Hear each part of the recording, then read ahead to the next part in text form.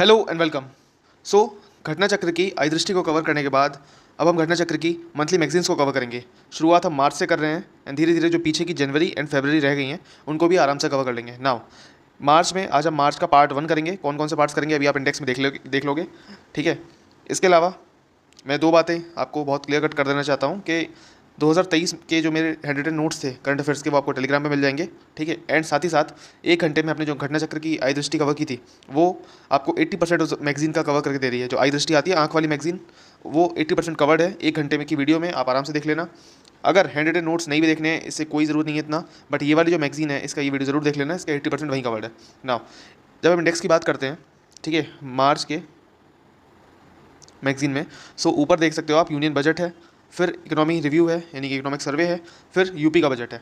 सो मैंने ऑलरेडी कह रखा है कि budget and economic survey of India end of UP ये आपको मैं आराम से कवर करवाऊंगा। तो ये इस समय हम इस वीडियो में कवर नहीं कर रहे हैं। नाउ इस वीडियो में जो है वो है ये वाला पार्ट, नेशनल अफेयर्स कंप्लीट करेंगे हम। ठीक है। नाउ मेन आते हैं मुद्दे पर, बट उससे पहले आप एक बात, क्योंकि जब देखो मैं वीडियो बना रहा हूँ तो मैं आपसे बस एक चीज़ चाहता हूँ, वो है कि आप अपना रिव्यू मुझे दो।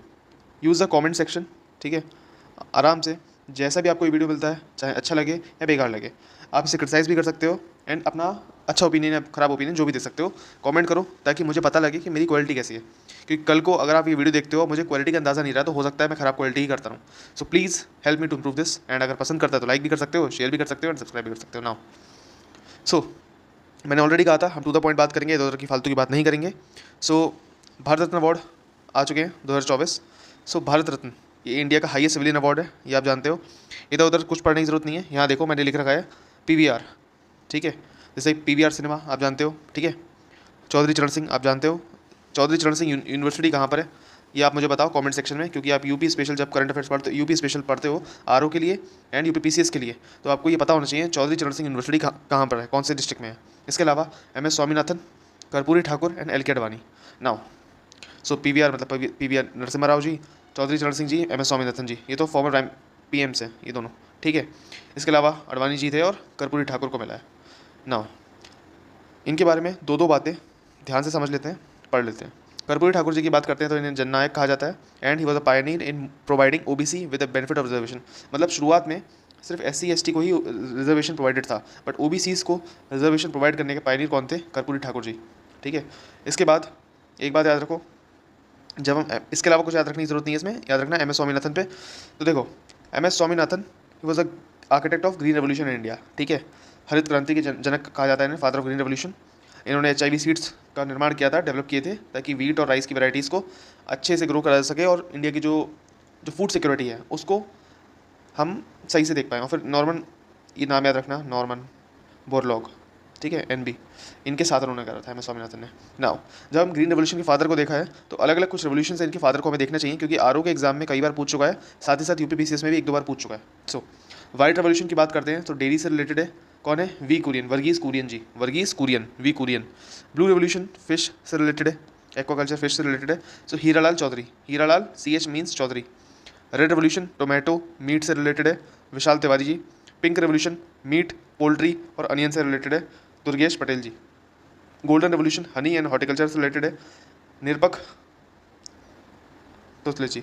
नाउ इसके बाद अगर बात करते हैं MS स्वामीनाथन के बाद, ये जो कुछ मैंने नहीं पढ़ा है ना, इसके ये जो पढ़ने की जरूरत भी नहीं है आपको, आप इसे आराम से इग्नोर मार सकते हो। एक बात और याद रखना कि जब हम कर्पूरी ठाकुर जी पढ़ रहे थे तब मुंगेरी लाल कमीशन बीच में कहीं लिखा था। So Mungeri Lal commission is related to OBC reservation, ये थोड़ी बात ध्यान रख लेना। ठीक है। फिर LK अडवाणी जी की बात करते हैं तो आप जानते हो राम यात्रा मोदी जी के साथ, ठीक है, मोदी जी ने ही ऑर्गेनाइज करी थी राम जन्मभूमि के लिए। सो सोमनाथ से लेके, सोमनाथ कहाँ पर है? फॉर एग्जांपल इंडिया का मैप देखते हो, सोमनाथ यहाँ पर है, गुजरात से होते हुए ऐसे अयोध्या, ये राम रथ यात्रा थी, सोमनाथ इन गुजरात से लेके अयोध्या तक गई थी। ठीक है। फिर चौधरी चरण सिंह जी को आप जानते हो, यूपी के CM थे। ठीक है। और इन्हीं के नाम पर, ओके, सो यूपी के CM थे, याद रखना, 5th prime minister of India and 5th CM of Uttar Pradesh. UP के 5वें CM और इंडिया के 5वें प्रधानमंत्री यही थे। नाउ इनकी बात करते हो तो एक बात और याद रखना, जब हम चौधरी चरण सिंह जी की बात कर रहे हैं तो GB पंत को नहीं बोल सकते, क्योंकि उसी समय यूनिवर्सिटी का एक खुलती है एग्रीकल्चर यूनिवर्सिटी। इंडिया की फर्स्ट एग्रीकल्चर यूनिवर्सिटी कौन सी है? सो याद रखना GB पंत यूनिवर्सिटी। ये कहाँ पर है? इसकी लोकेशन कौन से स्टेट में है एंड कौन सी डिस्ट्रिक्ट में है, ये आपको मुझे बताना है कमेंट सेक्शन में, बिकॉज यूपी आरओ एआरओ में मल्टीपल टाइम्स मैंने इसे देखा है इस क्वेश्चन को पूछते हुए। ओके, सो 1960 याद रखना है, जीबी पंत यूनिवर्सिटी याद रखना, साथ ही साथ चौधरी चरण सिंह आप याद रख लो, 5th CM of UP and 5th PM of India. Pamulaparthi यानी PV Narasimha Rao ji, he was the 9th prime minister of India. इन्हीं के टाइम पर LPG रिफॉर्म्स लिए थे मनमोहन सिंह जी ने और इन्होंने मिलके। सो LPG रिफॉर्म्स से रिलेटेड इनका नाम याद रखना है। 73rd and 74th amendment act से भी याद रखना नाम इनका, ठीक है। नाउ भारत रत्न अवार्ड आपका क्या है, हाईएस्ट सिविलियन अवार्ड है, तो आप जानते ही हो ये। इसके अलावा यूजुअली ये 3 लोगों को दिया जाता था, ठीक है, बट 1999 में ये 4 लोगों को दिया गया। कौन कौन से लोग हैं ये नाम याद रखने की जरूरत नहीं है। एंड 5th जो 2024 में है, मैक्सिमम 5 लोगों को दिया है इस बार। सो पूछा जा सकता है कि यूजुअली कितने लोगों को दिया जाता है, यूजुअली 3 लोगों को, मैक्सिमम कितने लोगों को दिया जा चुका है, सो 5 लोगों को। कब? 2024 में, ठीक है, सो याद रखना। इसके अलावा टोटल कितने हो गए 2024 के मिला के 53%, याद रखना ये बात। एंड 1954 में पहली बार किसे किसे मिला था, श्री राजगोपालचारी, सर्वपल्ली राधाकृष्णन जी एंड CV रमन जी। इन तीनों के नाम आपको याद रखने ही रखने हैं। एंड यंगेस्ट कौन है, तो सचिन तेंदुलकर जी, ये भी याद रखना। फिर ना ये कुछ सिंबल्स बना रखे हैं, इसको ध्यान से देखो। सनद मीन्स सर्टिफिकेट। सर्टिफिकेट में आपको क्या मिलता है, क्या रुपया मिलता है, रुपया पैसा नहीं मिलता। क्या आपको एक सर्टिफिकेट मिलता है, सनद मिलता है, यस। क्या आपको एक मेडल मिलेगा, यस, ठीक है। सो मेडल मिलेगा, सनद मिलेगा एंड मॉनेटरी ग्रांट्स यानी कि पैसे नहीं मिलेंगे। इसके अलावा ये जो सनद होगा, सॉरी मेडल होगा, मेडल पे एक पीपल लीफ होगा, पीपल की पत्ती जड़ी होती है, अंकित होती है, और देवनागरी स्क्रिप्ट में भारत रत्न लिखा होता है हिंदी में। इसके अलावा सत्यमेव जयते लिखा होता है हिंदी में, और उसके पीछे मतलब एक तरफ फेस पर पीपल की पत्ती है, जो भी है, सॉरी बन नहीं रही मुझसे, ओके। एंड एक तरफ क्या है, सत्यमेव जयते, और वो जो लोगो है ना स्टेट एम्बलम वाला, वो है।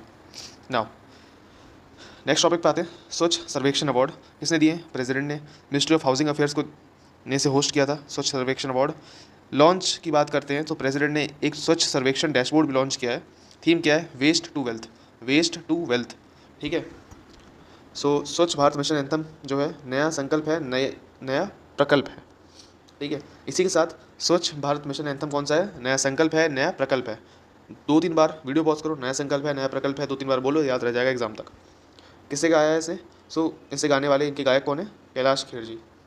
फिर रिजल्ट्स की बात करें अगर हम, स्वच्छ सर्वेक्षण अवार्ड में फर्स्ट क्लीनेस्ट सिटी कौन सी है, इंदौर एंड सूरत, ये रैंक 1 पे आते हैं। एंड रैंक 3 पर कौन है, नवी मुंबई, ठीक है। फिर रैंक 1 जिनकी पॉपुलेशन 1 लाख से कम है, सासवाड़, याद रखना। 1 लाख से कम वाली सेकंड कौन है, पाटन। 1 लाख से कम वाली थर्ड कौन है, लोनावला। फिर क्लीनेस्ट कैंट कौन सी है, महू की कैंट, ठीक है, कैंटोनमेंट बोर्ड्स होते ना। फिर बेस्ट सफाई मित्र सुरक्षित शहर कौन सा है, Chandigarh. Cleanest Ganga town rank 1 पे, और रैंक 2 में कौन है, वाराणसी एंड प्रयागराज, ठीक है, बनारस और प्रयागराज। सो आई थिंक इतना समझ में आ गया होगा, ये मत करो। बट हाँ, टॉप 3 स्टेट्स कौन कौन सी हैं, MP, sorry Maharashtra, Madhya Pradesh and Chhattisgarh. So अगर ऐसे देखोगे, महाराष्ट्र, MP, छत्तीसगढ़, ठीक है, ऐसे एक बार बना लेना। और ऐसे ही टॉप 5 गंगा सिटीज़ की बात करोगे, सो अगर मान लो यूपी का, एक सेकेंड, अगर यूपी में बनाता हूँ, ठीक है, सो यूपी में ये है, sorry, so UP is like this, okay. So अगर मैं यूपी में बनाता हूँ, सो वाराणसी, ठीक है, देन प्रयागराज, फिर बिजनौर है, हरिद्वार है। आपको एटलीस्ट ये 3 याद रखने हैं, वाराणसी, प्रयागराज एंड बिजनौर। नाउ उत्तराखंड ने यूनिफॉर्म सिविल कोड जारी किया है, लागू कर दिया बल्कि। CM कौन है, पुष्कर सिंह धामी, याद रख लो नाम क्योंकि बहुत चर्चा में है। यूनिफॉर्म सिविल कोड के बिल 2024 में आया था और इसे पास कर दिया गया था फरवरी में। डेट याद रखने की जरूरत नहीं है। देखो बेसिक बातें हैं कुछ, क्योंकि इंपॉर्टेंट है, बहुत न्यूज़ में है, हो सकता है जब तक आपका एग्जाम हो तो हो सकता है इंडियन गवर्नमेंट भी अगर वापस ये गवर्नमेंट बनती है तो ये पास कर दे। तो थोड़ा समझ लेते हैं इसको। यूनिफॉर्म सिविल कोड की बात करते हैं, है क्या। 1 लॉ फॉर इंटायर कंट्री, मतलब एक देश के लिए पूरा एक कानून, applicable to all religious communities, कोई भी धार्मिक कम्युनिटी होगी उसके लिए ये एप्लीकेबल होगा। 4 मैटर्स की बात करता है, मैरिज, डाइवोर्स मतलब शादी, डाइवोर्स होना, marriage, divorce, inheritance and adoption, ठीक है। सो मेड करके याद रख सकते हो, made, marriage, adoption, inheritance and divorce. Marriage शादी होना, अडॉप्शन मतलब किसी को गोद लेना, इनहेरिटेंस मतलब अपनी प्रॉपर्टी आगे ट्रांसफर करना बच्चों में, एंड डाइवोर्स तो मतलब आप जानते ही हो। फिर आर्टिकल 44 में भी इसका जिक्र है जो कि DPS में आता है, to secure uniform civil code for India. फिर Goa was the first state जिसके पास ये, फर्स्ट और ओनली स्टेट था कुछ साल पहले जिसके पास ये था, अब तो उत्तराखंड के पास भी है। सो पोर्तुगीज सिविल कोड था 1867 का, is the first state in India with UCC। After marriage assets were divided equally between the couples, ठीक है। नाउ अगर शादी हो गई, गोवा में किसी की अगर शादी हो गई, तो गठबंधन की सरकार की तरह जैसे मंत्रियाँ डिवाइड होते हैं वैसे ही एसेट्स को डिवाइड कर दिया जाता है कपल्स में इक्वली। फिर उत्तराखंड वाले के कुछ हाईलाइट्स हैं, उसको थोड़ा देख लेते हैं। सो कंपलसरी रजिस्ट्रेशन करना पड़ेगा 60 दिन के अंदर अंदर मैरिज का, ठीक है। अगर नहीं करा तो 10,000 का जुर्माना और 3 महीने की जेल। या फिर अगर शादी की कोई मिस इन्फॉर्मेशन है या फिर गलत इन्फॉर्मेशन दी है आपने शादी की, या कुछ इन्फॉर्मेशन छुपाई है, तो 25,000 का जुर्माना और 3 महीने की जेल, या फिर दोनों, ठीक है। बिना कोर्ट के ऑर्डर के आप कोई भी मैरिज को डाइवोर्स या डिसॉल्व नहीं कर सकते, यानी कि पहले 3 तलाक चलता था ना, वो नहीं हो सकता। इसी के साथ साथ प्रोहिबिटिंग बाइगेमी एंड पॉलीगेमी, मतलब एक आदमी है वो 4 औरतों से शादी कर रहा है, या फिर एक महिला है वो 4 या 5 आदमियों से शादी कर रही है। सो इस तरीके से कुछ भी, इस तरीके से बहुत कुछ प्रोहिबिट है। एक बात और, prohibits the initiation of divorce unless 1 year has elapsed, मतलब शादी अगर आपकी 1 जनवरी 2024 की हुई है, सो 1 जनवरी 2025 से पहले आप डाइवोर्स नहीं ले सकते। ओके, सो 1 साल का इसमें मिनिमम रिक्वायरमेंट है कि आपको 1 साल साथ बिताना ही पड़ेगा। ओके, इसीलिए निकाह हलाला, ट्रिपल तलाक जैसी कुछ प्रैक्टिसेस थी, ठीक है, जो कि सोशली अच्छी प्रैक्टिसेस नहीं है आज के समय के हिसाब से, तो वो उन्हें क्रिमिनलाइज कर दिया गया है ना। इसी के साथ साथ LGBT कम्युनिटी जो है उसको इसमें इंक्लूड नहीं किया गया, उस पर कोई बात नहीं करता ये बिल, ठीक है। कोई पूछ सकता है यूनिफॉर्म सिविल कोड जो उत्तराखंड का है, क्या वो LGBT कम्युनिटी की बात करता है? तो नहीं करता। क्या वो ट्राइबल्स की बात करता है? नहीं करता, याद रखना। सो equal property rights, son daughter, कैसा भी बेटा होगा, याद रखना, कैसा भी सन होगा या कैसा भी डॉटर होगा। देखो पहले तो एक बात समझ लो, अगर सन है या डॉटर है तो इनको इक्वल प्रॉपर्टी राइट्स हैं, पहली बात तो आप ये समझ लो। दूसरी बात आप ये समझ लो, किसी भी टाइप का सन होगा, किसी भी टाइप का डॉटर होगी। किसी भी टाइप से मतलब मेरा ये है, आइदर वो उन्हीं पेरेंट्स से बॉर्न है, या फिर वो उन पेरेंट्स से बॉर्न नहीं है, वो अडॉप्टेड है, या फिर किसी लिव इन रिलेशंस की वजह से वो बच्चे का जन्म हुआ है। सो इस टाइप में किसी भी सिचुएशन में अगर किसी बच्चे का जन्म हुआ है तो उसको प्रॉपर्टी का अधिकार होगा ही होगा, ठीक है। So equal property rights for sons and daughter including illegitimate childrens, ठीक है, born out of voidable marriages as well as live in relationship, ठीक है। अडॉप्टेड चिल्ड्रन और सरोगेसी या किसी भी तरीके से बच्चे का जन्म हुआ है तो उसे प्रॉपर्टी राइट्स मिलेगा, याद रखना। नाउ सेक्शन 378 कहता है लिव इन रिलेशनशिप में अगर हो आप तो आपको एक स्टेटमेंट देना पड़ेगा कि आप लिव इन रिलेशनशिप में रह रहे हो रजिस्ट्रार को, और अगर आप ऐसे रिलेशनशिप को टर्मिनेट भी करते हो तब भी आपको रजिस्ट्रार को इन्फॉर्म करना पड़ेगा ना। इसके अलावा जो भी पार्टनर 21 साल से कम की एज के हैं उन्हें एक डिक्लेरेशन कॉपी उनकी पेरेंट्स के पास भी जाएगी। इतना ज़्यादा पढ़ने की ज़रूरत नहीं है, बस थोड़ा थोड़ा आप समझ लेना। लिव इन रिलेशनशिप से रिलेटेड है, LGBT से रिलेटेड कोई बात नहीं करता, ठीक है। किस किस टाइप की प्रैक्टिसेस को बैन कर रहा है, ओके नाउ। हाँ, इसमें एक इंपॉर्टेंट है ये बात कि अगर लिव इन रिलेशनशिप में पार्टनर्स एक दूसरे को छोड़ देते हैं so female can claim the maintenance as well, ठीक है, जैसे कि नॉर्मल शादी में होता है। ग्राउंड्स फॉर डाइवोर्स कुछ समझने की ज़रूरत नहीं है ना, याद रखने की ज़रूरत है। हाँ, ये बात जो ट्राइब्स पे है ना, ट्राइब्स पे एंड LGBT जो कम्युनिटी है उन दोनों पे ये लागू नहीं होता, वो एक्सेप्शंस मान सकते हो, ठीक है। इसके अलावा कुछ नहीं पढ़ना। नाउ रिपब्लिक डे की बात करते हैं, ओके। 75th रिपब्लिक डे बनाया गया था 2024 26 जनवरी को, ठीक है। थीम क्या था? विकसित भारत इसका थीम था, और चीफ गेस्ट कौन थे? फ्रांस के प्रेसिडेंट इमैनुअल मैक्रॉन, ओके। इसमें 3-4 बातें होती हैं, वो इंपॉर्टेंट याद रखनी होती हैं। बेस्ट मार्चिंग कंटिजेंट कौन सा था? सिख रेजिमेंट क्या था? Best marching contingent among CAPF कौन था? दिल्ली पुलिस का वुमेन मार्चिंग कंटिजेंट था। इसके अलावा टॉप 3 टेबल एक्स मतलब प्रदर्शनी आप कह सकते हो, जैसे अलग अलग स्टेट अपनी अपनी प्रदर्शनी दिखाता है ना, जिसमें वो लोग डांस करते हुए जाते हैं, अलग अलग कल्चरल इवेंट्स परफॉर्म करते हुए जाते हैं राजपथ मार्ग से। सो वही सब है। सबसे बेस्ट किसका था? उड़ीसा का, then Gujarat and then Tamil Nadu. Orissa, Gujarat, Tamil Nadu, Orissa, Gujarat, Tamil Nadu. Orissa कहाँ है? गुजरात कहाँ है? तमिलनाडु कहाँ है? सो उड़ीसा, गुजरात, तमिलनाडु। ये ऐसे थोड़ा दिमाग में बैठा लोगे ना, ऐसे कुछ इस तरीके से है तो मैप बेस्ड आपको दिमाग में रह जाएगा याद, ठीक है। इतना हो जाए तो वुमेन एम्पावरमेंट याद रखना, पहला वाला उड़ीसा का था वुमेन एम्पावरमेंट से रिलेटेड। फिर बेस्ट अगर मिनिस्ट्री और डिपार्टमेंट वाइज देखें तो किसका था? मिनिस्ट्री ऑफ कल्चर का था। क्या था इनका? मदर ऑफ डेमोक्रेसी, लोकतंत्र की मातृका मीन्स मदर, ओके। फिर स्पेशल प्राइज़ किसे मिला है? Central public works department CPWD, उन्होंने सेंट्रल विस्टा विकसित भारत का प्रतिबिंब बनाया है, वंदे भारतम डांस ग्रुप, इन दोनों को मिला है, याद रखना। नाउ इसके अलावा ये तो वो हैं जो दिए गए हैं। इसके अलावा माई गवर्नमेंट प्लेटफॉर्म की वजह से वोटिंग होती है वहाँ पर, एक प्लेटफॉर्म है वहाँ पर वोटिंग होती है, एंड उस पर जनता की चॉइस होती है, उसके आधार पर भी अवार्ड दिए जाते हैं। वो कैसे दिए गए हैं इतना ज़्यादा याद रखने की ज़रूरत नहीं है, बट इतना याद रख लेना कि मार्चिंग वाले में वहाँ पर सिख को मिला था, ठीक है, यहाँ राजपूताना को मिला है। फिर सीएपीएफ वाले में वहाँ पर दिल्ली पुलिस वुमेन को मिला था, यहाँ सीआरपीएफ वुमेन को मिला है। फिर टॉप 3 में कौन है? Gujarat, UP and Andhra. वहाँ कौन था? देखो वहाँ था उड़ीसा, गुजरात, तमिलनाडु, ठीक है। यहाँ कौन है? यहाँ पर है गुजरात, यूपी एंड आंध्र प्रदेश, ठीक है। सो नाउ हाँ, यूपी का जो थीम था विकसित भारत समृद्ध विरासत, इसको थोड़ा याद रखना ज़रूरी है। फिर best central ministry wise ministry of home affairs का था वाइब्रेंट विलेजेस, एंड उसमें कल्चर वाले का कौन सा था? लोकतंत्र की मातृका, मदर ऑफ डेमोक्रेसी। की हाईलाइट्स याद रखनी, कुछ नहीं है इसमें कुछ काम का, बट याद रखना कि 2 थीम से, तो विकसित भारत और भारत लोकतंत्र की मातृका। ओके, इस बार फ्रेंच कंटिजेंट ने भी पार्टिसिपेट किया था, यानी कि फ्रेंच आर्म फोर्सेज ने भी पार्टिसिपेट किया था, ये ठीक है, ये भी हो गया। देन प्रधानमंत्री राष्ट्रीय बाल पुरस्कार भी दिए गए, ठीक है, चिल्ड्रन को जिन्हें एक्सेप्शनल एबिलिटीज़ होती हैं अलग अलग फील्ड्स में, ब्रेवरी, आर्ट, कल्चर या कुछ भी फील्ड्स हैं।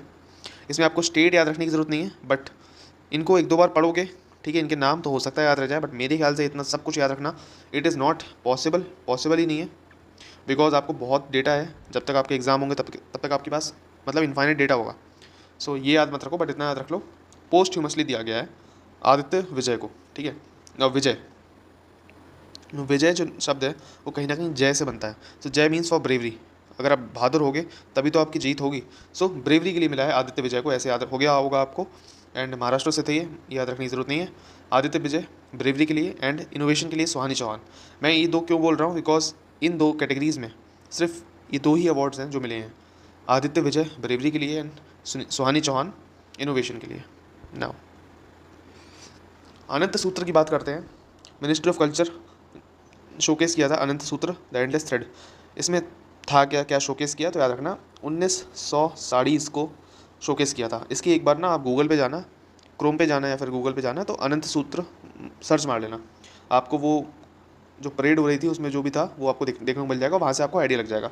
1900 साड़ीज़ थी अलग अलग पार्ट से इंडिया के, उनको शोकेस किया गया था। वीर गाथा क्या है? Project Veer Gatha to inspire and spread awareness among the children about the sacrifices of arm forces. मतलब जो भी आर्म फोर्सेस हैं, भारतीय सैनिक दल हैं, सुरक्षा दल हैं, उनके जो बलिदान हैं उनकी गाथा बच्चों को सुनाई जाएगी, जिससे कि वो इंस्पायर हो सके।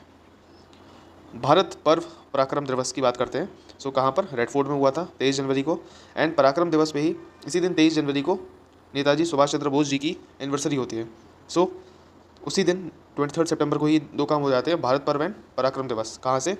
रेड फोर्ट से। फिर पीएम सूर्योदय योजना, ओके, इसमें कुछ याद रखने की जरूरत नहीं है, बस इतना याद रखना पीएम सूर्योदय योजना मतलब सोलर इलेक्ट्रिसिटी से रिलेटेड है, सोलर एनर्जी से रिलेटेड कुछ है, ये इतना समझ लो। होगा क्या? इलेक्ट्रिसिटी देनी है किसे? Low and middle income groups को through solar rooftop installation and offering additional income for surplus electricity generation. होता क्या है इसको समझाता हूँ मैं एक बार।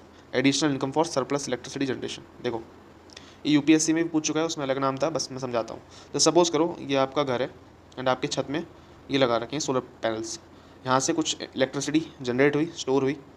अगर आपको इसे यूज़ करना है करो, एंड आप नहीं करना है तो आप इसे बेच भी सकते हो, ठीक है। यहाँ से इसे कहते हैं एडिशनल इनकम का जनरेशन, ठीक है। सो अब मेरे ख्याल से आप समझ गए उस कॉन्सेप्ट को कि एडिशनल इनकम का जनरेशन कैसे हो सकता है, ओके। एंड हाँ, इस कॉन्सेप्ट को क्या बोलते हैं मैं चाहता हूँ आप इसे गूगल करो, इसे कमेंट सेक्शन में बताओ मुझे, ठीक है।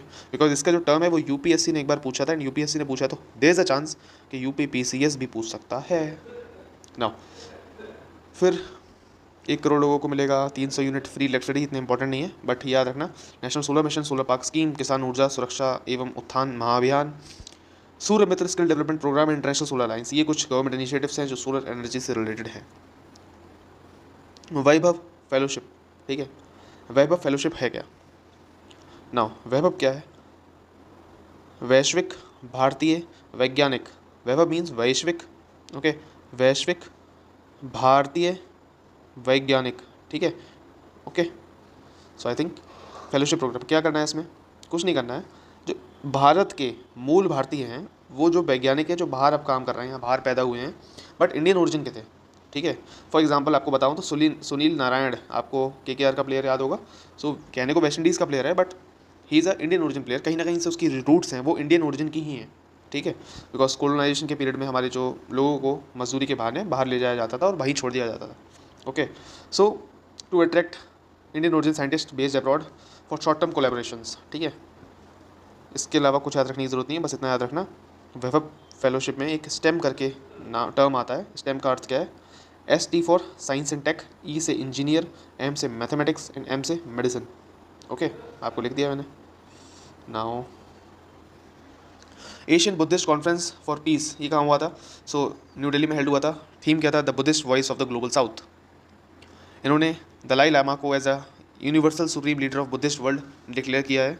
साथ ही साथ दलाई लामा जी की जो बर्थ डेट है 6 जुलाई, उसको यूनिवर्सल डे ऑफ कंपैशन भी डिक्लेयर किया है। इसके अलावा कुछ याद रखने की ज़रूरत नहीं है, बस इतना याद रखना, इनके कार्यक्रम में वाइस प्रेसिडेंट भी शामिल थे। ये इतना इंपॉर्टेंट नहीं है, मत याद रखो इसे, बस इतना याद रख लेना। एशियन बुद्धिस्ट कॉन्फ्रेंस जो पीस है, इसका हेडक्वार्टर कहाँ है? मंगोलिया। प्लीज़ इंडिया मत कर देना, हाथ जोड़ रहा हूँ। Mongolia, Ulaanbaatar, Mongolia. Now guidelines for coaching जारी की गई थी, ये 2 पन्ने का आर्टिकल है, पढ़ने की ज़रूरत नहीं है इसे। फिर स्टेट स्टार्टअप रैंकिंग की बात करते हैं। सो मिनिस्ट्री ऑफ कॉमर्स के जो हेड है या फिर मिनिस्टर हैं, पीयूष गोयल, उन्होंने इसे लॉन्च किया था। एंड DPIIT ये विभाग है, डिपार्टमेंट है, department of promotion of industry and international trade, ठीक है। रिलीज़ कहाँ हुआ था? न्यू दिल्ली में। सो फर्स्ट जो आया बेस्ट परफॉर्मिंग कौन है? गुजरात, केरला, कर्नाटका। सो गुजरात यहाँ पर है कहीं ना कहीं, then we have this Kerala and then Karnataka. Okay, फिर टॉप परफॉर्मर में अलग अलग स्टेट कैटेगरीज में आप देख सकते हो, तमिलनाडु, हिमाचल प्रदेश, महाराष्ट्र, उड़ीसा, तेलंगाना भी है। ओके, ना और कुछ पढ़ने की ज़रूरत नहीं है, ठीक है, ज़रूर याद रखने की ज़रूरत नहीं है, जो याद रखने लायक था वो बता दिया मैंने। IEA रिपोर्ट इलेक्ट्रिसिटी 2024 की बात करते हैं। सो IEA का हेडक्वार्टर कहाँ पर है? IEA का फुल फॉर्म क्या है? International energy agency. इसका हेडक्वार्टर कहाँ है? पेरिस में। 1974 में ये बॉडी बनती है और ये एक इंटरनेशनल गवर्नमेंट ऑर्गेनाइजेशन है, ठीक है। रिपोर्ट भी रिलीज़ कहाँ होगी? जहाँ हेडक्वार्टर होगा वहीं रिपोर्ट रिलीज़ होगी। तो रिपोर्ट कहाँ हुई? पेरिस में रिलीज़ हुई। फिर इंडिया की इलेक्ट्रिसिटी डिमांड जो है वो चाइना की इलेक्ट्रिसिटी डिमांड को आगे बढ़ जाएंगी, मतलब आउटस्पेस कर देंगी। जितनी चाइना की डिमांड है उससे ज़्यादा डिमांड करेगा इंडिया, कब तक? 2026 तक। So India is world's fastest growth rate पर है अभी। इसके अलावा भाई कुछ भी याद रखने की ज़रूरत नहीं है, ठीक है। अगेन इंडिया एनर्जी वीक की बात करते हैं। सो गोवा में प्रधानमंत्री जी गए थे, ठीक है, मोदी जी। उन्होंने 2 चीज़ इनॉग्रेट की थी, एक तो India energy week 2024 and ONGC का सी सर्वाइवल सेंटर। पार्टिसिपेट किया था विकसित भारत विकसित गोवा 2047 पे, ठीक है ना। अब आप कह सकते हो भाई तुम इतना छुड़वा रहे हो, क्या पढ़ने की ज़रूरत नहीं है? एक बार स्क्रीन पॉज करना भाई, इसको पढ़ना ज़रा, एक बार पढ़ना, पॉज करके पढ़ लिया, एक बार इसको पढ़ना, पॉज करके पढ़ लिया, एंड अब एक बार इसको पढ़ना, ठीक है। मुझे अब एक बात बताओ, इन तीनों पॉइंट्स में उन्होंने सेम ही बात लिखी है, वो है बस इतनी, इसी बात को उसने बार बार रिपीट किया है। सो इसलिए मैंने बार बार चीज़ छुड़वा रखी है। जो डेटा है वो फालतू का है, वो एग्जाम पर्सपेक्टिव से काम का नहीं है। Okay, now national terrorism data fusion and analysis centre, NTDFAC, ठीक है। ये क्या है? जैसे कि ग्लोबल टेररिज्म डेटाबेस है एक, ठीक है, USA का, उसी की तरह से एक डेटाबेस तैयार किया गया है अलग अलग आतंकवादी घटनाओं में जो शामिल लोग थे, आतंकवादी थे, उन्हीं का। और किसने इनॉग्रेट किया? तो ऑब्वियसली अमित शाह जी ने, होम मिनिस्टर जी करेंगे, हेडक्वार्टर दिल्ली। नाउ इसमें और कुछ याद रखने की ज़रूरत नहीं है, ठीक है। मेरा गांव मेरी धरोहर प्रोजेक्ट की अगर मैं बात करता हूँ तो प्रोग्राम लॉन्च किसने किया था? मिनिस्टर ऑफ कल्चर जी किशन रेड्डी उसके हेड है या फिर मिनिस्टर है।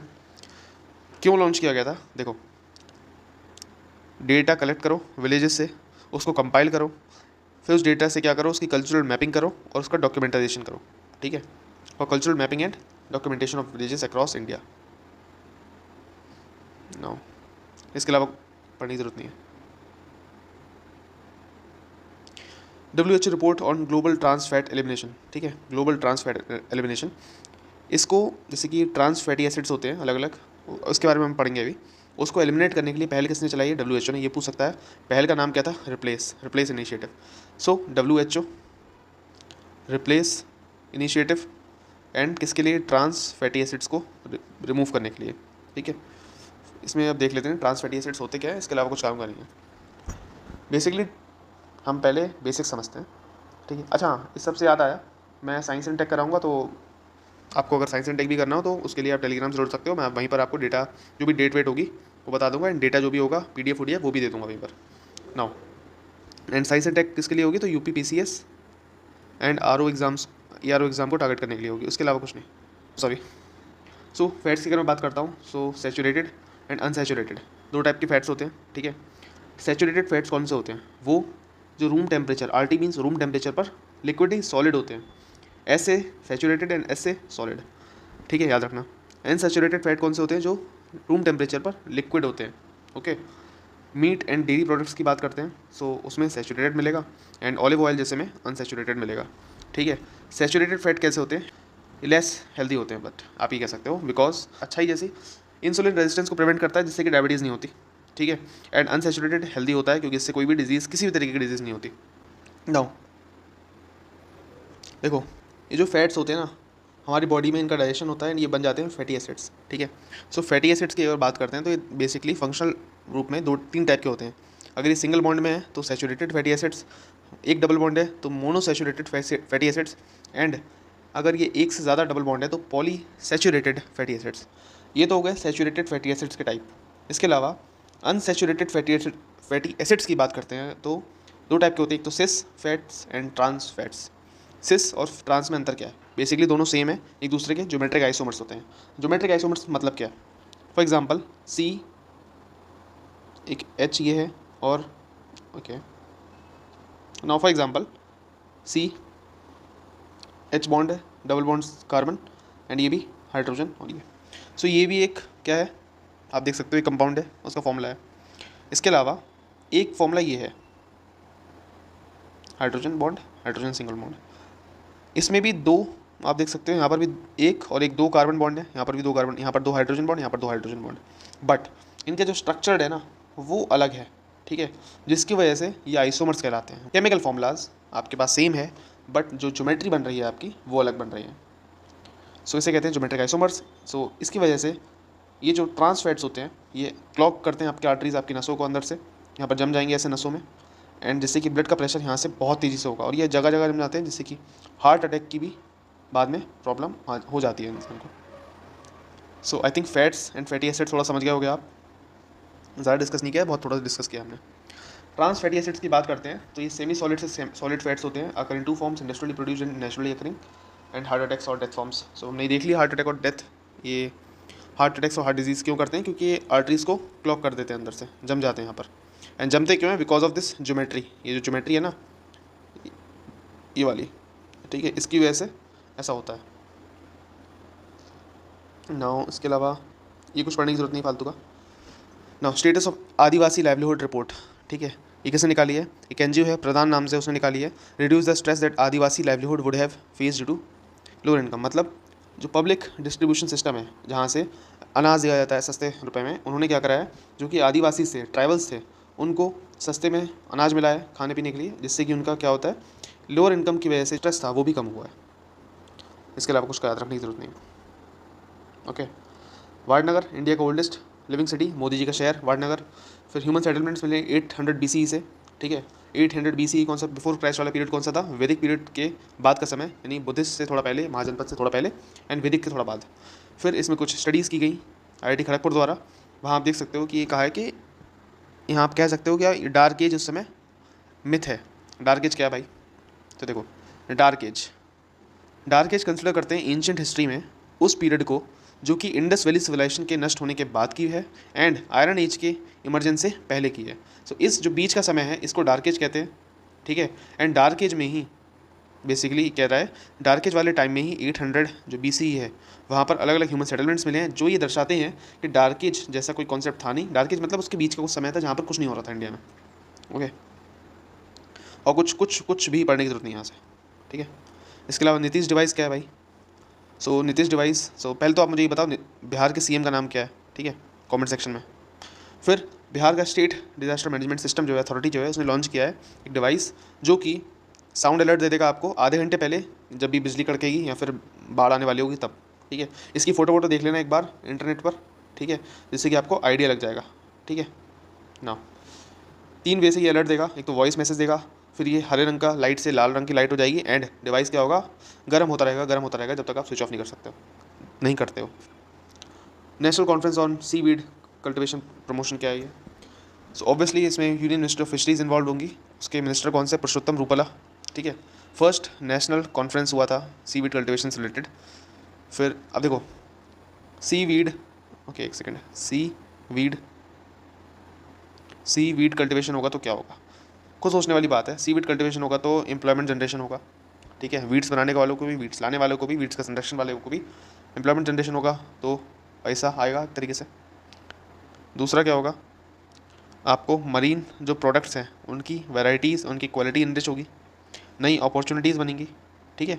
सो यहाँ पर वही सब लिखा हुआ है जो कि आपको बार बार पढ़ने की ज़रूरत है नहीं, ओके ना। इसके अलावा आप देख सकते हो कि सीवीड क्या होता है, ठीक है, मरीन प्लांट्स या फिर एल्गी, मतलब जो पौधे मिलते हैं पानी में। पानी कौन सा, क्या वो समुद्र का हो जरूरी है ना, पानी कैसा भी, लेक्स का हो सकता है, रिवर्स का हो सकता है, किसी भी वाटर बॉडी, किसी भी ओशन का हो सकता है, किसी भी सी का हो सकता है, उस पानी में पाए जाने वाले मरीन प्लांट्स एंड एल्गी, उन्हीं को हम सीवीड्स कहते हैं।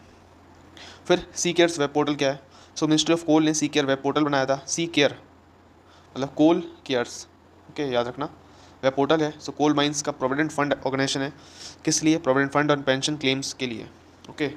इसमें कौन सा मिनिस्ट्री इन्वॉल्व होगी, ऑब्वियसली कोल मिनिस्ट्री इन्वॉल्व है इसमें, एंड प्रहलाद जोशी इसके मिनिस्टर हैं, ठीक है। इसमें इसके अलावा हाँ एक बात याद रखना, coal mines provident fund organisation क्या है, autonomous organisation under ministry of coal. इसके अलावा कुछ याद रखने की जरूरत नहीं है।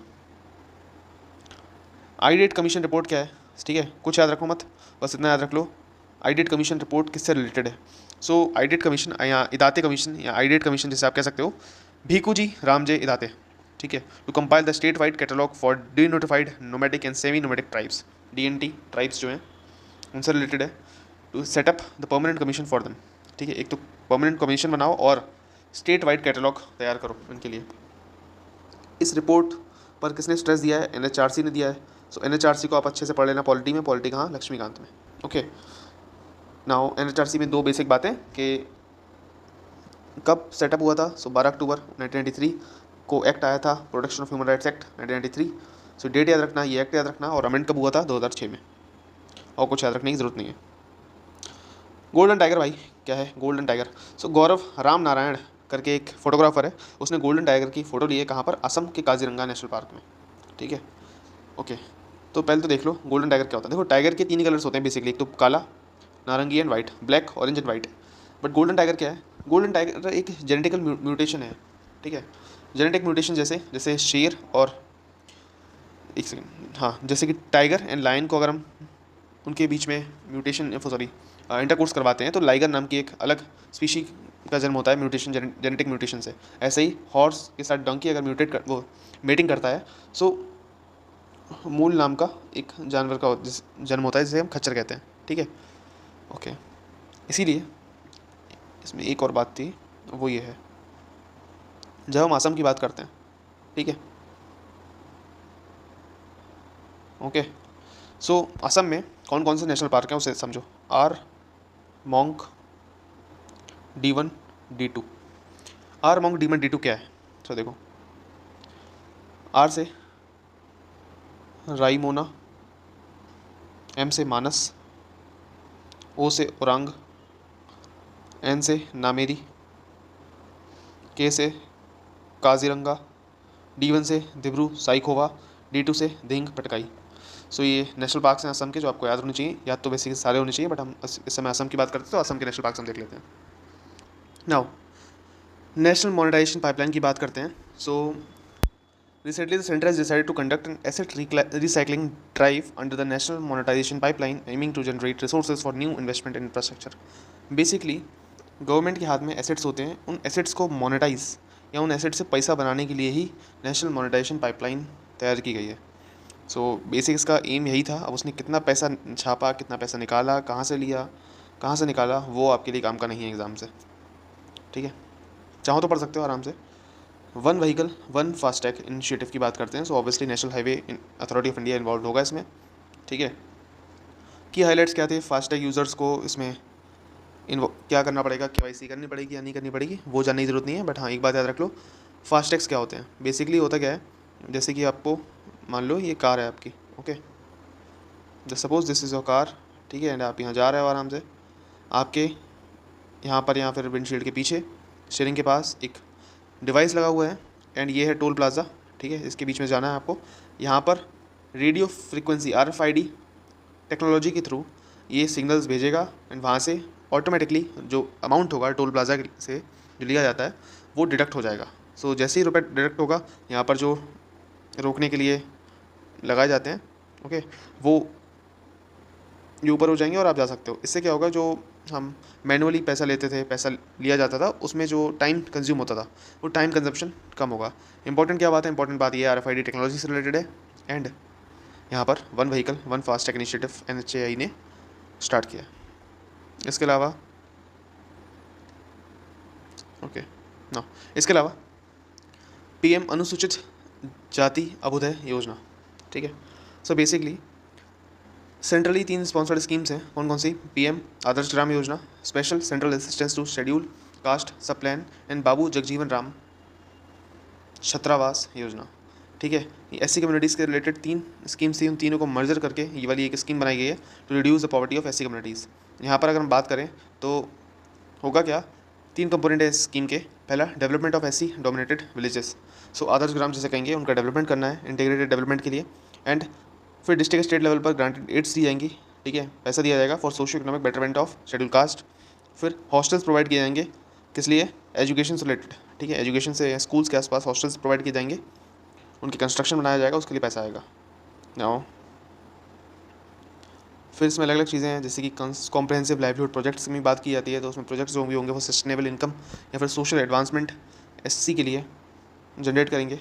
इसमें सस्टेनेबल डेवलपमेंट क्या होता है, ये हमेशा प्रीलिम्स में पूछता है, वो आप मुझे बताओ। कितने गोल्स हैं? 15 है, 16 है, 17 है या फिर 18 है? इन चारों ऑप्शन में से आप मुझे बताओ। प्लस आप मुझे बताओ sustainable development goal number 3, 7 and 17, ये तीनों गोल्स कौन से हैं, ठीक है। प्लस अगर सस्टेनेबल डेवलपमेंट गोल्स से रिलेटेड आपको ट्रिक्स चाहिए तो आप मुझे बता देना, मैं 1 आध मिनट की वीडियो अपलोड कर दूँगा अलग से।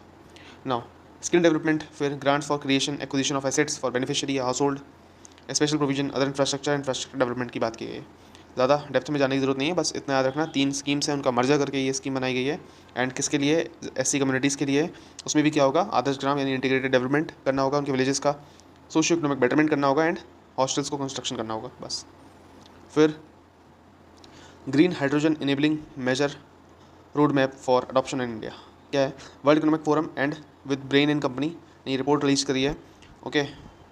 कब रिलीज हुई, डेट याद रखने की जरूरत नहीं है। So India is currently third largest economy in the world in terms of energy needs, और इंडिया का टारगेट्स है net zero by 2070। Net zero means India जितना कार्बन प्रोड्यूस कर रहा है बाय एनी इंडस्ट्री और व्हाट, ठीक है, CO2 जितना जाएगा उतना ही इंडिया ले लेगा। सो अमाउंट ऑफ CO2 अगर X जा रहा है तो इंडिया X माइनस कर रहा है, ठीक है। सो इसलिए नेट जीरो हो जाता है वो, ओके। ना कब कहा था? 2021 में टारगेट लिया था। COP26 कहाँ हुआ था? ग्लासगो में, ठीक है। फिर national green hydrogen mission launch किया था इंडिया ने 2022 में, to spur the green hydrogen production and consumption through $2.3 billion. ये इतना इंपॉर्टेंट नहीं है याद रखने के लिए, और यहाँ पर बाकी कुछ भी इतना इंपॉर्टेंट नहीं है एग्जाम के परस्पेक्टिव से। एक लास्ट बात कि know your army festival, so UP के CM ने यानी कि योगी जी ने, ठीक है, know your army festival start किया है। कहाँ पर हुआ था? लखनऊ में, सूर्य स्पोर्ट्स कॉम्प्लेक्स में। फिर कब? 15 जनवरी को। नाउ देखो, हमने मार्च की मैगज़ीन का पार्ट 1 कवर कर लिया है, ठीक है। धीरे से पार्ट 2 और पार्ट 3 या पार्ट 4 में हम पूरे मैगज़ीन को कवर कर देंगे। इसके बाद अप्रैल, ठीक है, मई, जून, जुलाई, अगस्त एग्ज़ाम देखते हैं कब होता है, ठीक है। एटलीस्ट मिनिमम जून तक तो आराम से कवर करेंगे। अगर एग्ज़ाम जुलाई में होता है तो जून तक, जब भी एग्ज़ाम की डेट हिसाब से देख लेंगे। बट इंपॉर्टेंट बात यह है, बीच में जनवरी एंड फरवरी आप सोच रहे हो गायब हो गए, गायब नहीं हो गए, बीच बीच में उसे भी कवर कर लेंगे। इसके अलावा साइंस एंड टेक और जल्दी एक वीडियो आ जाएगी जहाँ हम केमिस्ट्री एक ही वीडियो में कवर कर लेंगे। एंड साथ ही साथ जो बजट एंड इकोनॉमिक सर्वे रह गया है उसको भी ठीक से कवर कर लेंगे। सो अगर आपको वीडियो जैसा भी लगा मुझे कमेंट सेक्शन में बताना, बीच में कुछ भी गलती हुई हो उसे हाईलाइट कर सकते हो, जो भी मैंने क्वेश्चन पूछे थे उसको आप आंसर कर सकते हो। एंड साथ ही साथ पसंद आया तो लाइक कर लेना, अगर नहीं पसंद आया तो डिसलाइक कर देना, ठीक है। ज़्यादा पसंद आया तो शेयर कर देना, सब्सक्राइब कर लेना।